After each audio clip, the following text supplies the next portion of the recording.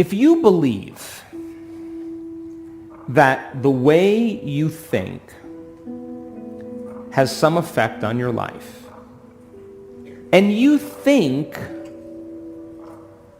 the same thoughts every day, 90% of most people think the same thoughts as they did yesterday.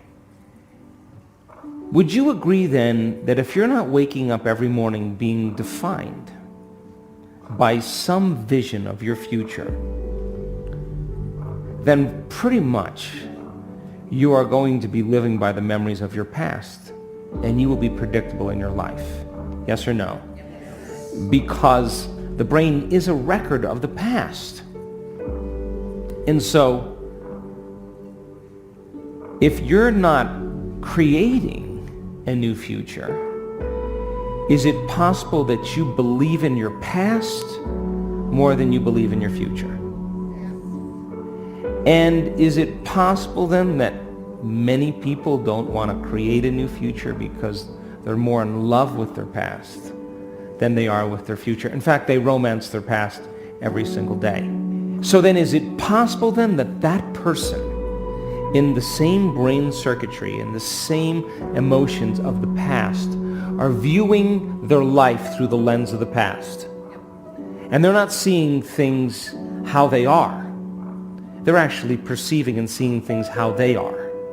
And they're telling a story in their mind that's actually causing them to perceive life equal to that story. Are you with me still?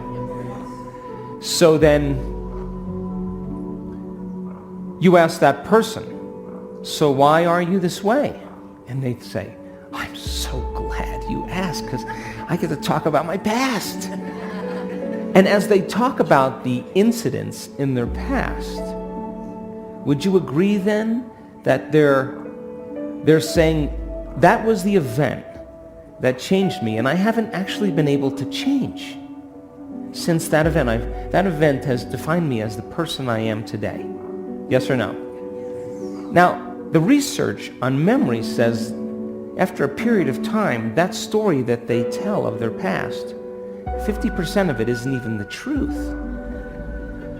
So they're making stuff up. They are reliving a miserable life they never even had, just to reaffirm, to recreate the emotions, to excuse themselves from changing. So then most people then, they may say with the 5% of their conscious mind, I want a new life, I want a new relationship, I want a new career, or I am healthy. But if 95% of who they are is subconsciously programmed into the past, then that thought of their health, that thought of their wealth is never going to make it to the body, because the body is programmed into the past. How many people understand? So then if you teach a person then how to be defined by a vision of the future instead of the memories of the past, then they would have to really start thinking differently. Would you agree?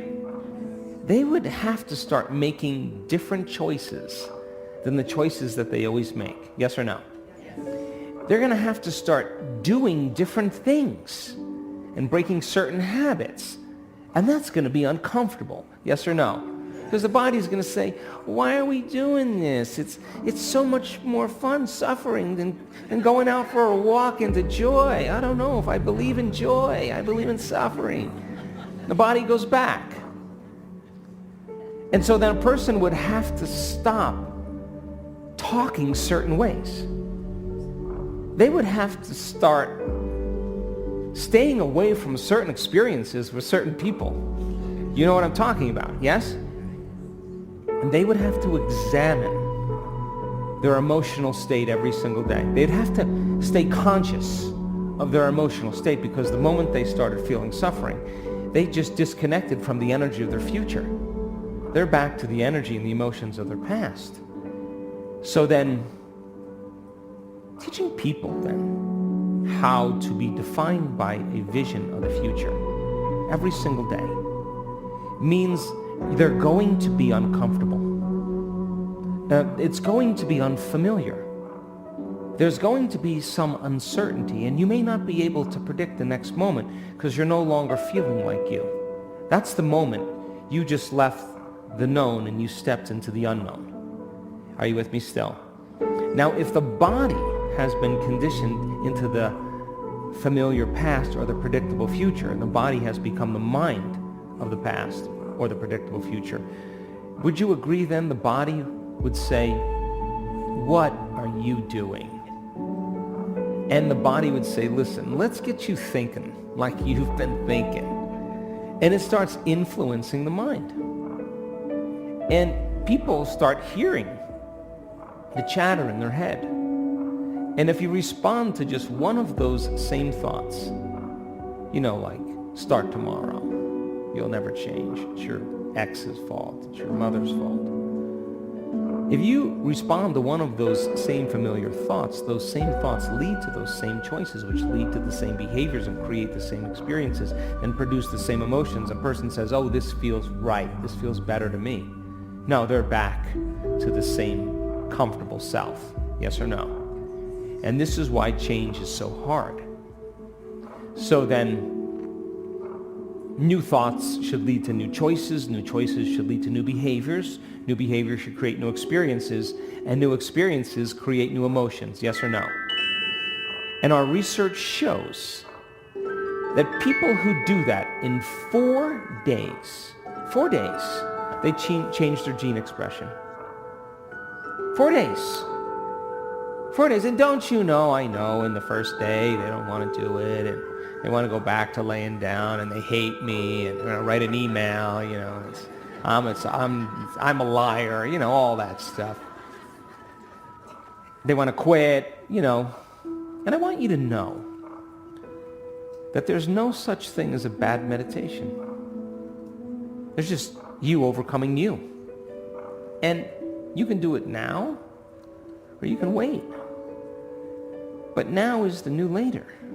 So then, if your personality creates your personal reality, give me a nod, and your personality is made up of how you think, how you act, and how you feel, then the present personality called you, raise your hand, has created the present life called your personal reality, yes or no? But if you begin over time to become conscious of your unconscious thoughts, you become aware of your automatic behaviors, how you speak, how you act, and you can look at an emotion and say, "My goodness, I didn't even know this was guilt. It just has felt like me my entire life." Would you agree then, the more conscious you become of those unconscious states of mind and body, the less unconscious you'll go during your waking day? Yes or no? So then most people try to create a new personal reality, a new life as the same person, as the same personality, and it doesn't work. You literally have to become someone else. So if 95% of who you are by the time you're 35 years old is a set of memorized behaviors, unconscious habits, automatic emotional reactions, hardwired beliefs, perceptions, attitudes that are functioning automatically like a subconscious computer program, then in order for you to change, you got to get into the operating system where those automatic programs exist and become familiar with them. Yes or no? And as you begin to observe those thoughts, become aware of those actions, notice those feelings, all of a sudden you're no longer immersed in the program. Your consciousness, you're no longer unconscious, you're conscious and aware. And you begin to objectify your subjective self. And if meditation means to become familiar with, then the more familiar you become with, I can't, I want to quit, this is too hard, the more aware that that is a thought standing in the way between you and something that you truly want, you'll listen less to that voice in your head in your waking day. Would you agree?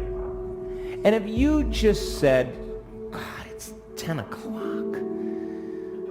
I haven't complained all morning. It's getting really hard. just want to stop that lady and just suffer and complain with her just about something. If you became conscious that your body wanted to do that, would you agree then that would be a victory in your day? And those victories add up. Would you agree? And what if, you associate that person that's your best friend with suffering, and the moment you see them, your body just goes, oh, this is going to be so good. Stimulus, I'm waiting for the response. The body is going to start saying, complain, complain, complain. And the brain's going to start complaining. You catch yourself doing that, that's a victory too.